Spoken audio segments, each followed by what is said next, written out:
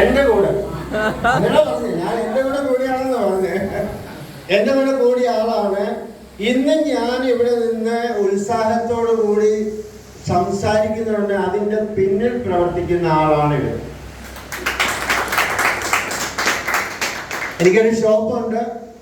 ഇപ്പൊ ആ ഷോപ്പ് തുറന്നു വച്ചിരിക്കുന്നു. അതിന്റെ ഫുൾ ഉത്തരവാദിത്വം ഏറ്റെടുത്തുകൊണ്ട് പ്രവർത്തിച്ചുകൊണ്ടിരിക്കുകയാണ്. കാരണം ഞാനിത് കാണിക്കാനുള്ള കാരണം വേറെ ഒന്നുമല്ല, ഇതൊരു ഫാമിലി ബിസിനസ്സാണ്. ഇതൊരു ഫാമിലി ബിസിനസ്സാണ്. എന്ന് മുതൽ ഞാൻ ആസിഫിന് വന്നോ അന്ന് മുതൽ ഇന്ന് വരെ ഞങ്ങൾ ഫാമിലി ആയിട്ടാണ് ഈ ബിസിനസ് ചെയ്യുന്നത്.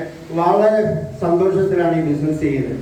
അപ്പൊ എനിക്ക് നിങ്ങളോട് പറയാനുള്ള ഒരു കാര്യം എന്താണെന്ന് ചോദിച്ചു കഴിഞ്ഞാൽ, ഞാൻ 19ാമത്തെ വയസ്സിൽ നാട് വിട്ട്, കേരളം വിട്ട് ഡൽഹി പോയത് പണം സമ്പാദിക്കാൻ പോയതാണ്. എന്തിനാ പോയെന്ന് ചോദിച്ചാൽ, എൻ്റെ അമ്മയുടെ ദുഃഖം കണ്ടിട്ട്, അതായത് കുടുംബത്തെ മുന്നോട്ട് നയിക്കാൻ ബുദ്ധിമുട്ടുന്ന ഒരവസരത്തിൽ ഞാൻ തീരുമാനമെടുക്കുകയാണ്, എവിടെയെങ്കിലും പോയി ജോലി ചെയ്യണം, ചെയ്ത് എൻ്റെ അമ്മയെ സഹായിക്കണം എന്നുള്ള ഒരു തീരുമാനമെടുത്ത് ഡൽഹിക്ക് പോയി. എൻ്റെ ഒരു ഫ്രണ്ടിന്റെ ത്രൂവാണ് പോയി അവിടെ ചെന്ന് ഞാൻ പഠിത്തം എന്ന് പറയുന്ന പ്രീ ഡിഗ്രി പാസ്സായി. അതിനുശേഷം എന്താ പറയുന്നത്, ടൈപ്പും ഷോർട്ട് ഹാൻഡും ഹയറും ലോവറും പാസ്സായിട്ട് വലിയൊരു ഉദ്യോഗം കിട്ടുമെന്നുള്ള ഒരു വ്യാമോഹത്തിലാണ് ഡൽഹിയിൽ എത്തുന്നത്. നമുക്കറിയാം, അന്നത്തെ കാലത്ത് ടൈപ്പും ഷോർട്ട് ഹാൻഡും ഒക്കെ പഠിച്ചു കഴിഞ്ഞാൽ ബോസിന്റെ സെക്രട്ടറി ആയിട്ട് ജോലി ചെയ്യാനുള്ള പദവിയിൽ ചെയ്യുന്ന ഒരുപാട് പേരെ എനിക്കറിയാം. പക്ഷെ അവിടെ ചെന്നപ്പോഴാണ് അറിയുന്നത് അതിനുള്ള ക്വാളിഫിക്കേഷൻ എനിക്കില്ല എന്നുള്ളത്. മെയിനായിട്ടുള്ള ക്വാളിഫിക്കേഷൻ ഭാഷയുടെ പ്രശ്നമായിരുന്നു. കാരണം അവര് പറയുന്നത് എനിക്ക് മനസ്സിലാകുന്നില്ല, അല്ലെങ്കിൽ അവർക്ക് പറയുന്നത് നമ്മൾ ആ സ്ലാങ്ങിലൂടെ അത് ഡിറ്റക്ട് ചെയ്തിട്ട് അത് ടൈപ്പ് ചെയ്ത് കൊടുക്കാൻ എനിക്ക് അറിയുന്നുണ്ടാവുന്നില്ല. അപ്പൊ നമ്മൾ പ്രതീക്ഷിച്ചു പോകുന്ന ഒരു 10,000 രൂപയെങ്കിലും അന്നത്തെ കാലത്ത് ജോലി കിട്ടുമെന്ന് പോയി. പക്ഷെ അവസാനം ഞാൻ തീരുമാനമെടുത്ത് എന്തായാലും തിരിച്ചു പോകില്ല, ഒരു ജോലി കണ്ടുപിടിച്ച് അത് ചെയ്തിട്ടേ പോകുള്ളൂ എന്ന് പറഞ്ഞ് ഹെൽപ്പറിന്റെ പണി 210 രൂപ ശമ്പളത്തിന് 1983 മാർച്ച് 1-ാം തീയതി ജോലിക്ക് കയറി. ആ ജോലി ഒരു 3 മാസമേ ചെയ്തുള്ളൂ.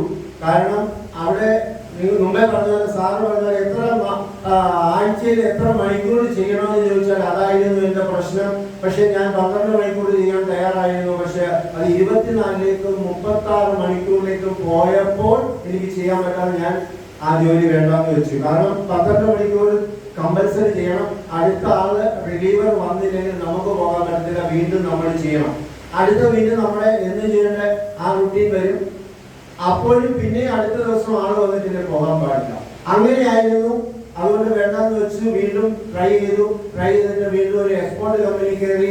അവിടെ ഒരു സൂപ്പർവൈസറായിട്ട് കയറി. നല്ല ശമ്പളമൊക്കെ 1200 രൂപയൊക്കെ ശമ്പളം കിട്ടി. അങ്ങനെ മുമ്പോട്ട് പോയി 12 വർഷം ജോലി ചെയ്ത് ഒരു കമ്പനിയുടെ മാനേജർ പോസ്റ്റ്, ഗാർമെന്റ് എക്സ്പോർട്ടിലെ ഡോക്യുമെന്റേഷൻ മാനേജറായിട്ട് വർക്ക് ചെയ്ത് 20,000 രൂപ ഉള്ള ശമ്പളമുള്ള സമയത്ത് ജോലിയല്ല എനിക്ക് വേണ്ടത്, എനിക്കൊരു ബിസിനസ്മാൻ ആകണം എന്ന് തീരുമാനമെടുത്ത ജോലി രാജിവെച്ചിട്ട് വീണ്ടും ഒരു 500 രൂപയൊക്കെ ഡെയിലി സമ്പാദിക്കുന്ന ബിസിനസ്സിലേക്കാണ്. അപ്പൊ എത്ര രൂപ കിട്ടും? 15,000 രൂപയൊക്കെ കിട്ടിയാൽ കിട്ടിയെന്ന് പറയാൻ പറ്റുള്ളൂ. അങ്ങനെ ജോലി ചെയ്ത് അങ്ങനെ മുമ്പോട്ട് ആ ഒരു ബിസിനസ് ചെയ്ത് മുമ്പോട്ട് പോയി. അവസാനം വീട്ടിലേക്ക് വരേണ്ട സാഹചര്യം വന്നു. അതായത് അച്ഛനെയും അമ്മയും നോക്കുക എന്നുള്ളത് എൻ്റെ കർത്തവ്യമാണ്, എൻ്റെ ഉത്തരവാദിത്തമാണ് എന്നുള്ളത് വന്ന് അച്ഛന് സുഖമില്ലാതായപ്പോൾ ബിസിനസ് എല്ലാം വേണ്ടാന്ന് വെച്ച് 0 ആക്കിക്കൊണ്ട് ഇവിടെ വന്നു. വീണ്ടും ഞാനൊരു പഴയ ഒന്നുമില്ലാത്ത ആളായി മാറി. 2019 ആണ് നാട്ടിലെത്തിയത്. അങ്ങനെ ആ നിൽക്കുന്ന അവസരത്തില് എന്താ പറയുക, ചെയ്യാത്ത പണികളൊന്നുമില്ല. തേങ്ങാ കച്ചവടം ചെയ്തു. അതിനുശേഷം കോഴിയെ വളർത്തല്, അതിനുശേഷം ആടിനെ വളർത്തല്, പിന്നെ വസ്തു എടുത്ത് കൃഷി ചെയ്തു. അതായത് കപ്പയും വാഴക്കൊലയും ഒക്കെ അങ്ങനെയുള്ള പണികളൊക്കെ ചെയ്തു. അതിലൊന്നും നേടാൻ പറ്റില്ല. പക്ഷെ വെറുതെ ഇരിക്കുന്ന ഒരു സ്വഭാവം ഇല്ലാത്തതുകൊണ്ട് ചെയ്തുകൊണ്ടിരുന്നു. അങ്ങനെ ഞാൻ ഒരു കൃഷി ചെയ്തുകൊണ്ടിരുന്ന സമയത്താണ് പ്രിയപ്പെട്ട എൻ്റെ സുഹൃത്ത് രാജേന്ദ്രൻ സാർ, ഞങ്ങൾ ഒരു നാട്ടുകാരനാണെങ്കിലും ഡൽഹിയിൽ വെച്ചാണ് അദ്ദേഹത്തെ പരിചയപ്പെടുന്നത്. അന്ന് മുതൽ ആ പരിചയം പുതുക്കിക്കൊണ്ടേയിരുന്നു. അങ്ങനെ എൻ്റെ അടുത്തേക്ക് ആസ്യമായിട്ട് വരികയാണ് ഞാൻ മുമ്പേ പറഞ്ഞ റൈസ് ബ്രാൻ ഓയിൽ. ആ റൈസ് ബ്രാൻ ഓയിൽ എൻ്റെ ജീവിതം മാറ്റിമറിച്ചു എന്ന് വേണം പറയാൻ. അത് എൻ്റെ അസുഖം പറഞ്ഞു, അതായത് ഷുഗറിന് അന്ന് മരുന്ന് കഴിച്ചുകൊണ്ടിരിക്കുന്ന അവസരത്തിൽ ഓയിൽ 25 ഗ്രാം വെച്ച് കണ്ടിന്യൂസ് ആയിട്ട് 30 ദിവസം കുടിച്ചപ്പോൾ ആ ഷുഗർ 83 വന്നപ്പോഴാണ് എന്റെ വിശ്വാസം മാറി. പ്രിയപ്പെട്ടവരെ, ഏറ്റവും വലിയ ആരോഗ്യ സമ്പത്ത് എന്ന് പറയുന്നത് ഇന്ന് 34ാമത്തെ മാസമായിട്ട് ഒരു മരുന്ന് പോലും കഴിക്കാതെ ജീവിക്കുക എന്നുള്ളതാണ്. എന്റെ കുടുംബത്തിലുള്ളവരെ ഞങ്ങൾ 4 പേരും ആശുപത്രി കയറിയിട്ട് ഏതാണ്ട് 4 വർഷമാകാൻ പോകും. ഇതുവരെ ആശുപത്രി പോയിട്ടില്ല. ഇനി പോകേണ്ടിയും വരണ്ടേ എന്നുള്ള ഒരു ഒറ്റ പ്രാർത്ഥനയാണ്. എനിക്ക് 100% ഉറപ്പുണ്ട്. ആസിഡിന്റെ ഉൽപ്പന്നങ്ങളെല്ലാം ഉപയോഗിച്ച് ഞാൻ ഇങ്ങനെ പോവുകയാണെങ്കിൽ ശ്രീസാർ പറയുന്ന 100ാം വയസ്സിൽ ഓടി 5 കിലോമീറ്റർ ഓടി ആ കേക്ക് കട്ട് ചെയ്യണമെന്നാണ് എന്റെ സ്വപ്നം, എന്റെ ആഗ്രഹം. അത് നടക്കുമെന്ന് എനിക്ക് പൂർണ്ണ വിശ്വാസമുണ്ട്. കാരണം വിശ്വസിക്കുന്ന പോലെയാണ് നമ്മുടെ ജീവിതം മുന്നോട്ട് പോകുന്നത്. എങ്ങനെ നിങ്ങൾക്ക് വിശ്വസിക്കാൻ കഴിയുമോ? നിങ്ങളുടെ വിശ്വാസം ഏറ്റവും പ്രധാനപ്പെട്ട ഒന്നാണ്. അങ്ങനെ ജീവിച്ചാൽ എനിക്ക് പോകാൻ പറ്റുമെന്ന് കഴിയുന്നുണ്ട്. അതിനുശേഷം ഞാൻ എന്താ പറയുന്നത്, കാറിന്റെ ഒരു കാറിന് വേണ്ടിയിട്ട് ഞാൻ തീരുമാനമെടുത്തു. ആർസിയിലുള്ള ഒരു കാർ മേടിക്കണം എന്നാണ് 2022 ആ കാറിന്റെ തീരുമാനം എടുത്തു ചെയ്യുന്നത്. എന്നാ ഡിക്ലെയർ ചെയ്യുന്ന വെച്ചാൽ 1 വർഷം മുമ്പേ ഞാൻ ഡിക്ലെയർ ചെയ്തു. 2023 ജനുവരി 23 എന്റെ ബർത്ത്ഡേ ആണ്. അന്ന് ഞാൻ ഒരു കാർ ആർസിയിലൂടെ സ്വന്തം, അല്ല പൈസ കൊടുത്തിട്ടില്ല, ആർസിയമായിരിക്കും അതിന്റെ പണം കൊടുക്കുന്നത്. അങ്ങനെ ആ കാറ് വാങ്ങി ആ ദിവസം തന്നെ അങ്ങനെ അതിലൂടെ എനിക്കൊരു വലിയ മാറ്റം ഉണ്ടായി. ഇന്നും അതിന്റെ പേയ്മെന്റ് കൊടുത്തുകൊണ്ടിരിക്കുന്ന ആർസിയമാണ്. 16 ലക്ഷം രൂപയുടെ കാറാണ് ആർസിയിലൂടെ എനിക്ക് വാങ്ങാൻ പറ്റിയത്. ആ ഒരു ഭാഗ്യം എനിക്ക് കിട്ടിയെന്നുള്ള. അതിനുശേഷം എന്താ പറയുക, പിന്നീട് ഒരുപാട് നേട്ടങ്ങൾ. ഏറ്റവും വലിയ നേട്ടം എന്ന് പറയുന്നത് ഹാപ്പി ആയിട്ട് ഇരിക്കുക എന്നുള്ളതാണ്. ഞാനും എന്റെ കുടുംബവും ഇന്ന് പൂർണ്ണമായിട്ട് ഹാപ്പി ആയിട്ട്, അതായത് കട്ടിലയിലോട്ട് ചെന്ന് കിടന്നു കഴിഞ്ഞാൽ 2 മിനിറ്റിലുള്ള ഉറങ്ങും, കൃത്യം 4 മണിക്ക് ഉണരും. അതുവരെ ഞാൻ ഒന്നും അറിയുന്നില്ല. പക്ഷെ പണ്ട് അങ്ങനെ ആയിരുന്നില്ല. ബിസിനസ് ചെയ്ത സമയത്തും ഉറക്കം വരാത്ത ഒരുപാട് രാത്രികൾ എന്നെ വേട്ടയായിരുന്നു. പക്ഷെ ആർസിൽ തുടങ്ങി 4 വർഷമായിട്ട് സുഖമായി ഉറങ്ങുന്ന ഒരു രാത്രികൾ എനിക്ക് സമ്മാനിക്കുന്ന ആദ്യമാണ്.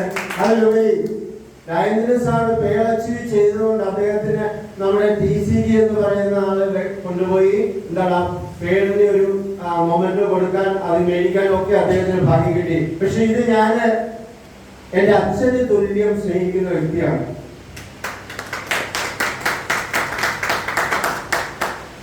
ഈ ഫോട്ടോ എന്റെ കടയിൽ ഞാൻ വെച്ചിട്ടുണ്ട്. ഇത് കൊച്ചിയിൽ അദ്ദേഹം ആദ്യമായിട്ട്, ഞാൻ ആർസിയിൽ ജോലി ചെയ്തതിനു ശേഷം കൊച്ചിയിൽ അദ്ദേഹം ആദ്യമായിട്ട് വന്നപ്പോൾ ഓടിപ്പോയി നിന്നൊരു ഫോട്ടോ എടുക്കാം. ഈ ഒരു ഭാഗ്യം വേറൊരാൾക്കും അന്ന് കിട്ടിയിട്ടില്ല. അന്നൊരു കാറിന്റെ ഉദ്ഘാടനമായിരുന്നു. ആ കാർ ഓടിച്ച് മുമ്പോട്ട് പോയി അവിടെ കൊണ്ട് നിർത്തി ഇറങ്ങിയപ്പോ ഞാൻ കൂടെ ഓടിപ്പോയി നിന്നൊരു ഫോട്ടോ എടുക്കാം. കാരണം ആ നോക്കൂ, എന്റെ തോളും അദ്ദേഹത്തിന്റെ തോളും നോക്കൂ, ഒരേപോലെ ചേർന്ന് നിൽക്കണം. കയ്യുടെ വില നോക്കൂ.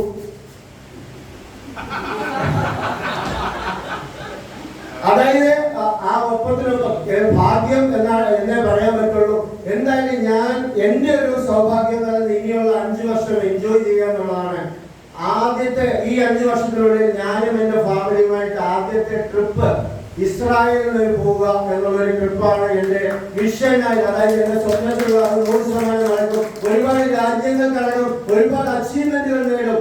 ഒരു സ്പെഷ്യൽ മൊമെന്റോ ആയിട്ട് എന്തെങ്കിലും ഒരു ദിവസം എന്നെ TCG വിളിക്കും എന്നാണ് എന്റെ സ്വപ്നം. അതിനുവേണ്ടി ആശ്രമം പ്രവർത്തിക്കും. Thank you very much. ഇതിനെല്ലാം ശ്രീസാണ്. അദ്ദേഹത്തിന് വേണ്ടി നല്ലൊരു കയ്യടി കൊടുക്കണം. അദ്ദേഹത്തിന്റെ നിർദ്ദേശപ്രകാരമാണ് ഞാൻ ഓരോ ദിവസവും നടത്തിയത്. അത് ഇനിയും തുടരും. അതിലൂടെ എനിക്ക് വലിയ ലക്ഷ്യങ്ങൾ നേടിയെടുക്കാൻ പറ്റുന്നത് എനിക്ക് ഉറച്ച വിശ്വാസമുണ്ട്. നിങ്ങൾ ആരൊക്കെ എന്റെ കൂടെ ഉണ്ടോ, നിങ്ങളെയും കൂടി ആ ലക്ഷ്യത്തിലേക്ക് എത്തിക്കുക എന്നതാണ് എന്റെ ലക്ഷ്യം.